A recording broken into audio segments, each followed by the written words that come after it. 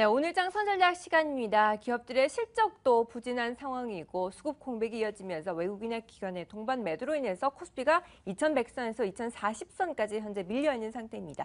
정말 반등할 만한 모멘텀은 없을까요? 확인을 하면서 대응 전략을 세워보도록 하겠습니다.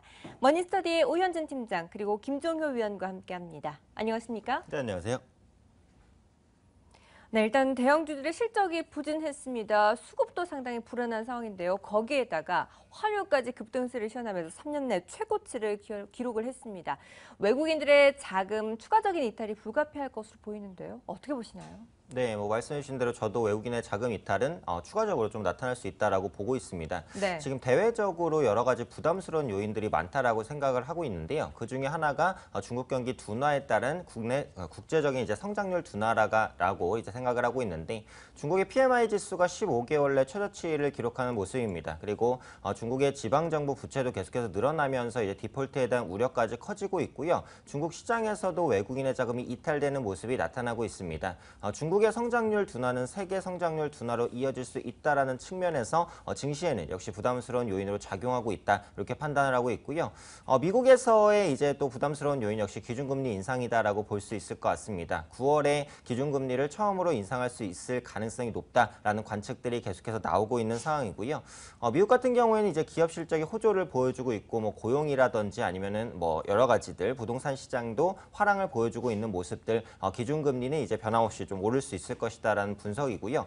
그로 인해서 달러가 상대적인 강세를 이어가고 있습니다. 앞으로도 이제 달러 강세가 속도 조절에 좀 들어갈 수는 있을 것 같은데 어쨌든 방향성은 상방일 것 같아요. 그런 관점에서 달러로 평가되는 원자재들, 금이라든지 아니면 유가는 지속적으로 하방 압력을 받을 수 있고요. 다만 관련해서 이제 원자재 기업들의 주가가 별로 좋지 않죠. 그래서 원자재 기업 관련 주가들의 하락이 전체 시장에도 하방 압력으로 좀 작용하고 있다. 그래서 이런 부분들이 전체적으로 시장을 누르고 있다라고 보고 있고요.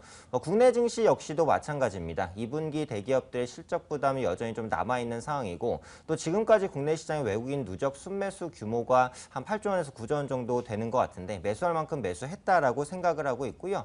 또 앞으로 원달러 환율 그러니까 달러가 원화 대비해서 강세로 더 진행이 되게 된다면 외국인 입장에서 환차 소원을 생각하지 않을 수는 없을 것 같아요. 그래서 그런 부분 때문에라도 적어도 이번 주에는 외국인의 수급이 추가적으로 이탈될 수 있겠다 해서 지수를 계속해서 제한하는 요인으로 외국인의 수급 이탈이 작용할 것으로 보여지고 있고요. 지수 관련 대형주들은 계속해서 상당히 좀 제한되는 모습을 나타내지 않을까 판단하고 있습니다.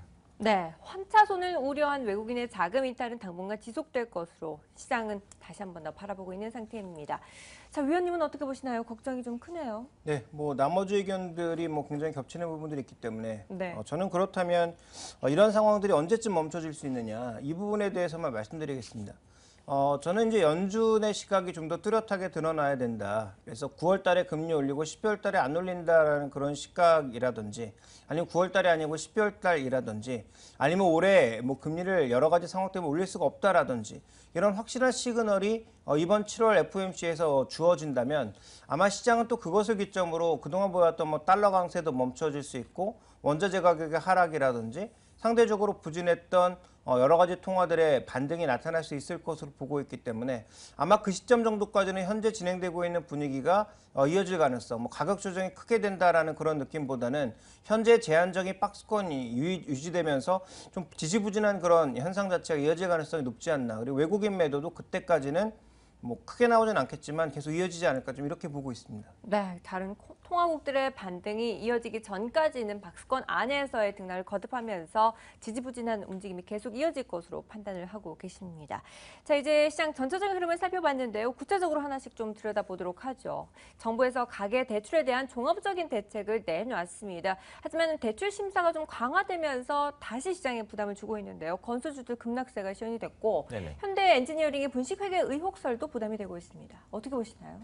네, 그래서 이 건설주는 당분간 빠르게 올라오기는 조금 어려울 것 같아요. 그래서 네. 기존의 바닥을 좀 다지는 움직임을 보여줘야지 이제 반등할 수 있지 않을까 하는 생각을 가지고 있습니다. 그래서 앞서 말씀해 주신 대로 정부의 가계부채 대책이 건설주를 하락시키는 이제 트리거로 작용을 했다라고 보시면 되겠죠. 그래서 전체적으로 이제 주택담보대출 시에 상환 능력에 대한 심사를 강화하겠다. 한마디로 갚을 수 있을 만큼만 빌려주겠다라는 겁니다. 그리고 기존의 거치식 중심의 대출에서 원리금 분할 상환 방식으로 바뀌게 하게 되면 아무래도 대출받는 총액 자체가 줄어들 수밖에 없어요. 그러면 주택담보대출 시장이 좀 위축될 수 있고 중장기적으로 건설주의 실적에도 부담스럽다라는 이슈들이 건설주의 투자 심리를 크게 악화시켰다라고 보시면 되겠고요. 앞서 말씀해 주셨듯이 역시 현대 엔지니어링의 분식회계 이슈도 건설주 악재로 작용했습니다. 관련해서 현대건설이 크게 급락한 모습이고 대형 건설사들이 전체적으로 많이 밀린 상황입니다. 현재 현대 엔지니어링 측은 이제 뭐 소송까지 준비를 한다. 우리는 분식회계가 아니다라고 이제 반박하고 있는 상황인데요. 어쨌든 시장 참여자들은 그런 대규모 손실에 있어서 우려감을 표출하고 있고요.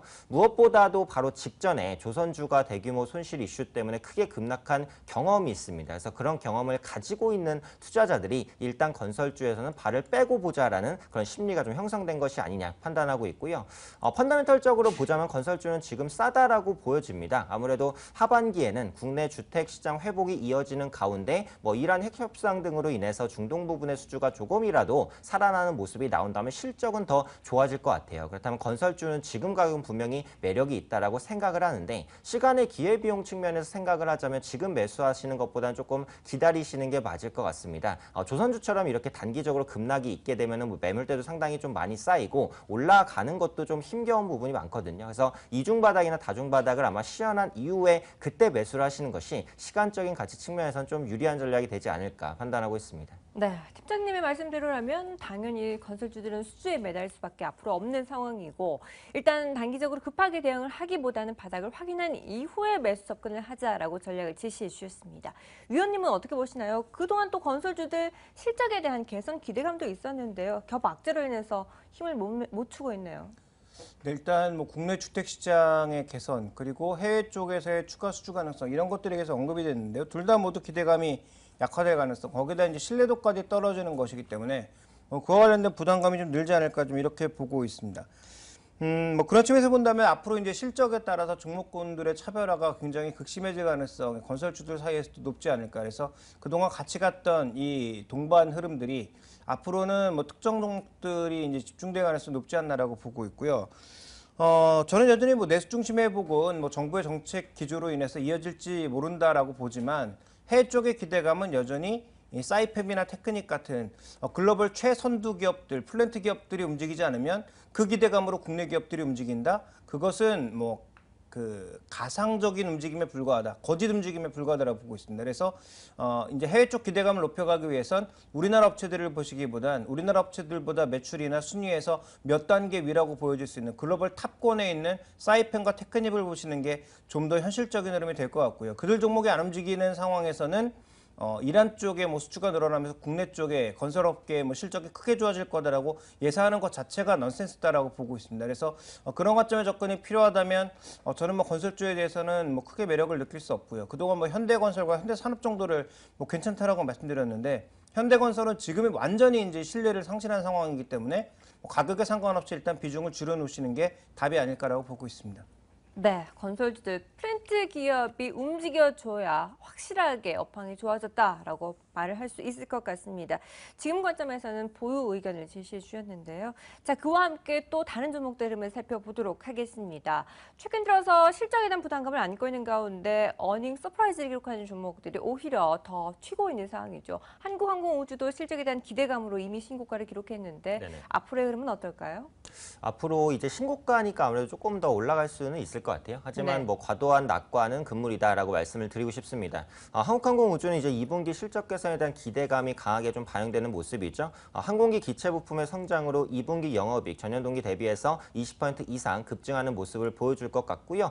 현재 수주 잔고도 11조 원이나 남아 있습니다. 앞으로 현금 흐름이 지속적으로 개선되는 모습이 나타날 것으로 보고 있고 사실상 항공우주 부분에서는 한국항공우주가 국내 독점 사업이라고 할 수 있어요. 이 독점 사업들은 관련한 업황이 좋아질 때 이제 기업의 주가는 크게 오르는 경향이 있고 한국전력이나 KTNG도 최근에 주가 흐름이 상당히 좋다는 부분을 아실 겁니다. 그리고 한국항공우주는 오늘 이제 2분기 실적 발표 예정이 되어 있거든요. 컨센서스를 만족시키는지 확인하시면 좋겠다 이렇게 판단하고 있고요. 2분기 실적뿐만이 아니라 하반기에도 수주가 늘어나면서 하반기 실적까지도 계속해서 좋아지는 흐름이 나타날 것 같습니다. 일단 3분기에는 KF-X 한국형 전투기 개발 사업 체계에 7조 원 규모로 수주할 수 있을 것 같고요. 4분기에는 에어버스사와 보잉사로부터 내년부터 약 2조 원 규모의 민항기 수주를 좀 받을 수 있을 것 같아요. 그래서 연말까지 수주는 좀 이어지면서 실적 모멘텀은 계속될 것이다라고 보고 있습니다. 다만 주가 측면에서 보자면 어쨌든 현 주가에서는 이제 공략하기가 어려운 가격이라고 보고 있어요. 올해만 해서 2배 이상 주가가 많이 올랐고요. 외국인은 계속해서 매도하는 모습, 그리고 기관이 그동안 한국항공우주를 끌어올렸었는데 최근 일주일 동안은 기관도 순매도세로 전환하는 모습입니다. 개인만 지금 항공우주를 계속해서 고점을 높여가면서 끌어당기는 모습들이거든요. 이 흐름이 그렇게 오래 가진 않을 것 같아요. 그래서 지금은 보유하신 분들은 계속해서 보유해 가시면서 신고가가 꺾일 때 차익 실현을 하시면 될 것 같고요. 신규적인 진입은 조정을 좀 기다릴 필요가 있겠다 판단하고 있습니다. 네, 한국항공우주 당분간 추가적인 상승 여력이 남아있긴 합니다만 긍정적으로 적극적으로 좀 매수하기는 힘든 타이밍인 것 같다라는 생각이 듭니다. 오늘 일단 실적 발표가 있을 것이다라고 지난주에 공시를 했는데요. 어떻게 평가하시나요, 위원님은 이 종목? 저는 뭐 이 종목 트레이딩 정도의 의견을 드릴 수 있을 것 같습니다. 뭐 비슷한 투자 의견이고요. 산업 자체 성장성은 충분하지만 현재 밸류에이션 자체가 너무 높고 실적이 조금이라도 실망시킨다면 또 차익 매물이 흘러나올 수 있기 때문에 이 종목의 신규 매수에 대해서는 저도 보수적인 의견입니다. 네, 한국항공우주 추가적인 매수보다는 일단 트레이딩 관점의 의견을 제시해 주셨습니다. 자, 이제 전체적인 시장 전략과 또 함께 유망주를 들어봐야 될 텐데 어떻게 대응을 하면 좋을지 그 안에서 버텨줄 만한 종목까지 하나 소개해 주시죠. 네, 역시 이번 주에 가장 큰 이벤트는 FOMC 회의가 되겠죠. 그래서 네. 그 부분의 결과를 확인하시면 될 것 같습니다. 그런데 금리 인상에 대한 가능성이 높아지는 쪽으로 아마 얘기가 나올 가능성이 높고 그런 부분들은 단기적으로는 시장에 부담을 줄 것 같아요. 그래서 이번 FOMC 회의는 국내 증시의 중립 이하의 이슈다라고 이제 판단을 하고 있고요. 관련해서 약간 틈새 전략은 찾아보자면 최근에 내수주임에도 불구하고 수출 모멘텀을 받는 종목들이 있습니다. 기존의 은행이라든지 아니면 음식료라든지 담배업종 같은 경우는 전통적인 내수주였거든요. 그런데 최근에 수출을 확대하는 모습들이 나타나고 있어요. 기존의 내수 부분의 수출 모멘텀이 더해지는 종목들, 예를 들면 베트남 진출을 추진하고 있는 신한지주라든지 중국 부분의 모멘텀이 강화되는 오리온 같은 종목들, 중장기적인 성장성 측면에서 바라봐도 좋을 종목이다 판단하고 있고요. 단기적으로 이번 주 관심 종목으로는 JYP 엔터를 말씀드리도록 하겠습니다. 중국 부분의 활동 본격화가 기대가 됩니다. 주요 아티스트인 수지의 이제 중국 드라마 촬영이 예정되어 있고요. 주요 가수죠. 갓세븐의 이제 인지도가 늘어나고 있는 부분, 또 걸그룹 트와이스의 데뷔까지도 기대되고 있는 부분, 올해에도 흑자를 이어갈 수 있을 것으로 보여지기 때문에 관심 있게 보시면 좋을 것 같습니다. 네, JYP 엔터테인먼트를 유망주로 꼽아주셨습니다. 살펴보면서 마무리를 짓도록 하겠습니다. 지금까지 머니스터디의 오현진 팀장 그리고 김동희 위원과 함께했습니다. 말씀 감사합니다. 네, 감사합니다.